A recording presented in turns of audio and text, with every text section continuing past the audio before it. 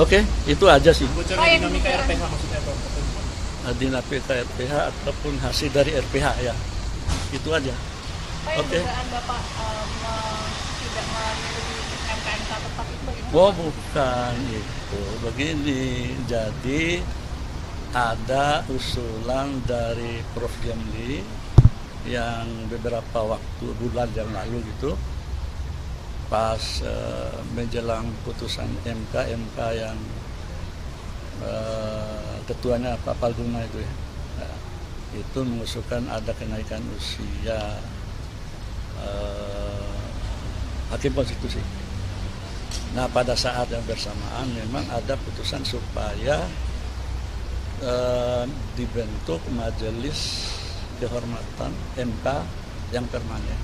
Nah ternyata dalam rancangan undang-undang yang terkait dengan perubahan usia hakim konstitusi rupanya sekaligus dengan adanya rencana dari pembentuk undang-undang untuk membuat majelis kehormatan yang susunan keanggotaannya beda dengan yang lama, sehingga itu sambil menunggu. Ternyata belum kelar sampai sekarang. Oke, itu aja. Menolak ya, Pak? Oh, enggak ada menolak, justru kami itu sangat berharap cepat diundangkan supaya tahu berapa orang sebenarnya jumlahnya yang diatur dalam undang-undang baru. Tapi pertimbangannya di dalam Undang-Undang Nomor 7 2020 itu yang MK-MK ad hoc, kenapa dibentuk ad hoc? Loh, itu memang karena sebentar sebelum terjadi yang perubahan yang baru ini. Oke. Prof, ada juga soal bahwa Prof Anwar juga berbohong soal alasan tidak hadir, tidak ikut memutus 3 perkara. Demi Allah, saya sumpah lagi di Bedanir, saya memang sakit.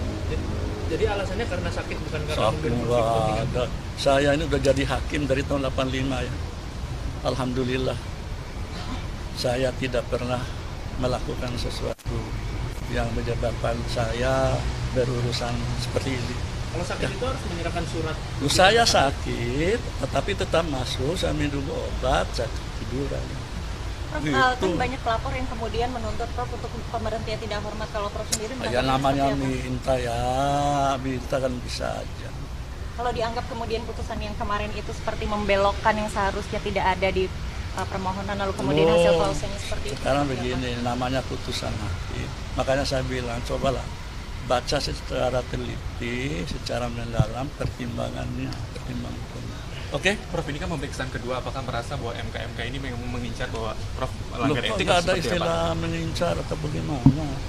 Tadi ada yang diklarifikasi, terutama juga mengenai ada putusan atau hasil RPH, hasil rapat permusyawaratan hakim yang bocor. Prof, kalau penjelasan terkait dengan aturan sebenarnya kalau yang berpihak itu ada hubungan darat. Nanti itu materi ya, nanti sudah disampaikan ke Prof, majelis nanti tanggal kehormatan. 7 putusannya dibacakan, akan siap dengan segala sanksi ataupun Semua harus siap lah. Ya, oke? Terima kasih. Ya. Ya, Terima kasih.